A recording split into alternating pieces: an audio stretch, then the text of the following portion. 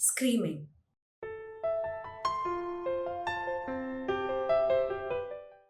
Why does your toddler behave like this? Yelling and screaming tends to start at around age 1 and peaks between the age of 18 months and 2 years.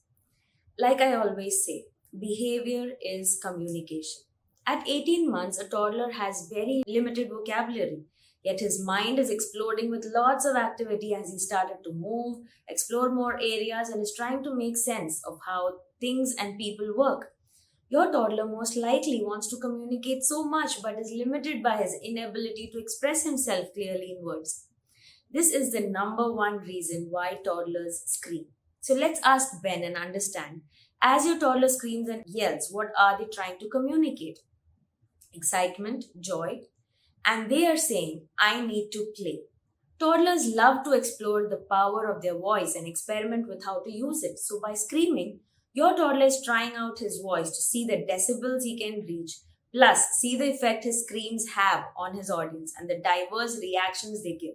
It's really an amusing game and experiment for your toddler if you see him screaming with joy. Your toddler's scream might also communicate his anger or frustration, and she's saying, I want what I want, I need power. In some situations, when your toddler wants to put sand in his mouth and you don't allow that, they'll scream in anger and frustration, demanding that you allow them to do what they want. At times, your toddler's scream could communicate their anger and sadness. And what they really want to say is, look at me, I need attention and connection. At times, screaming might just be a way of seeking your attention and connection because their brain and body is still not capable of asking for it in a civil way with words. Also, if their screams have been successful at getting reactions from you in the past, they will tend to resort to screaming for attention more and more because it works. Lastly, your toddler might scream because his brain and body is out of control and she's communicating that I'm hungry or sleepy or uncomfortable. I need you to take care of my health. Screaming is common in the middle of tantrums, and whenever your toddler's emotional world is totally out of control, in such situations, it's really important to quickly assess any hidden basic needs. Is my child feeling hungry, sleepy, or uncomfortable in some way? Then promptly meet that need.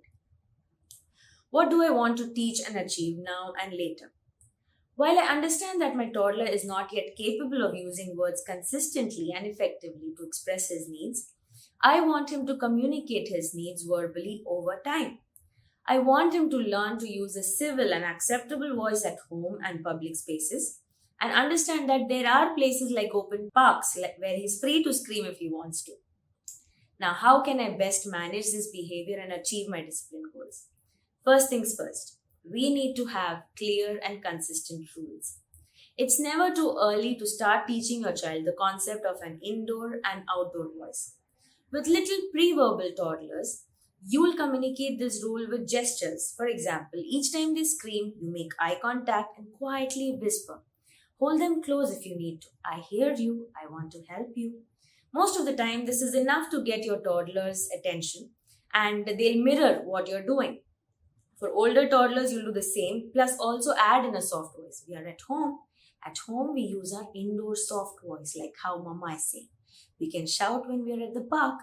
Or if you can sense they have this playful urge to scream right then, if it's okay for you, let them look out of the window and scream as much as they want to.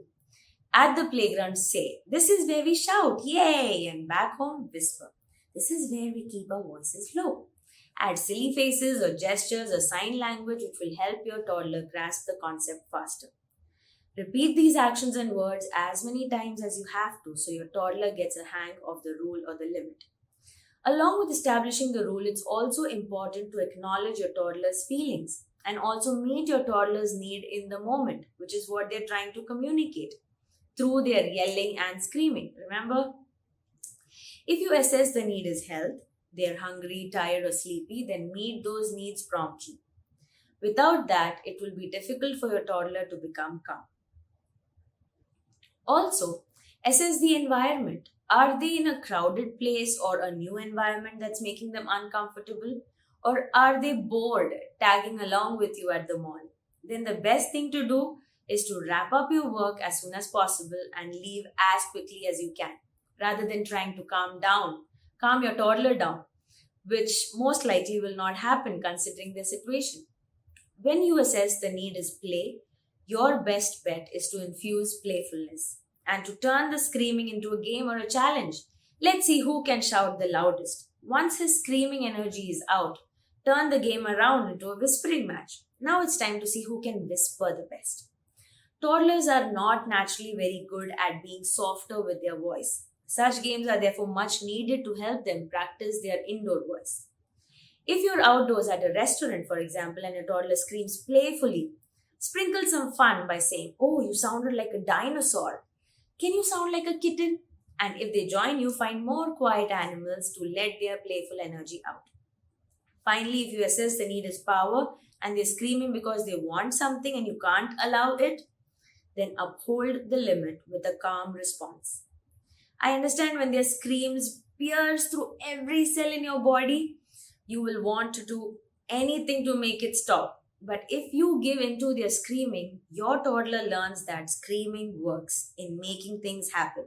And worse, they miss out on learning to use their words or other acceptable ways to communicate their wants.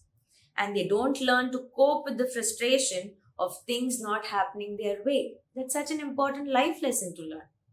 So, a calm response could also come in handy to set the limit. Like, "I see you want to put the remote in your mouth. You're feeling angry because I took the remote away. I can't let you lick the remote, it's not for licking. Here, you can lick this carrot stick instead." If a tantrum or meltdown happens, you can use the pause sequence to calm yourself first and then connect and engage with your toddler. Later, in a calmer moment, you can also teach your toddler better ways to communicate his want or needs, especially if your toddler has started to speak. It could sound like, "Earlier today, you were really upset when you couldn't put your shoes by yourself, and your body was screaming because it was angry and frustrated. Next time, you can call mama and say, 'Help, mama.'" That way, with every experience, you're teaching and empowering your toddler with ways to communicate without screaming. Finally, if you assess that your toddler is resorting to screaming as a way of getting your attention, then I would say that you will need to master the art of not overreacting. Don't give a massive reaction each time they scream. Your overreaction is a major attention boost they receive, though negative attention, but something is better than nothing in your toddler's mind. So, master a calm response, like the ones we've discussed. Each time they scream, just calmly proceed and meet their needs. Most importantly, deep beneath the need for attention is a need for connection. So, schedule one to one special time with your child as soon as you can. Make daily chores a way to connect and see how you can fill their cup of connection using the simple ideas I've shared in the Preventing Tantrums module under Connection Rituals. Before I wrap up, here's three important points I want you to note. 1. Whenever your toddler communicates his needs in an acceptable manner, in a soft voice, notice and appreciate that. Descriptively praise them. "Wow, you're telling me you want one more cookie in your indoor voice. When you speak like this, it helps me know exactly what you want."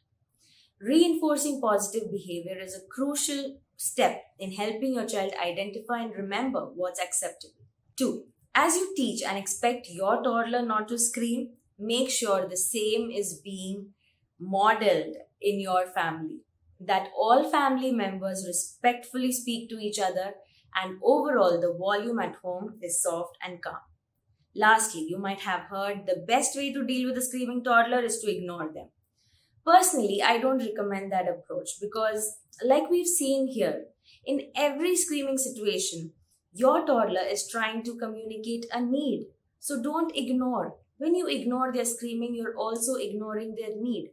And if the underlying needs are not met, the behavior will tend to continue. It's as simple as that.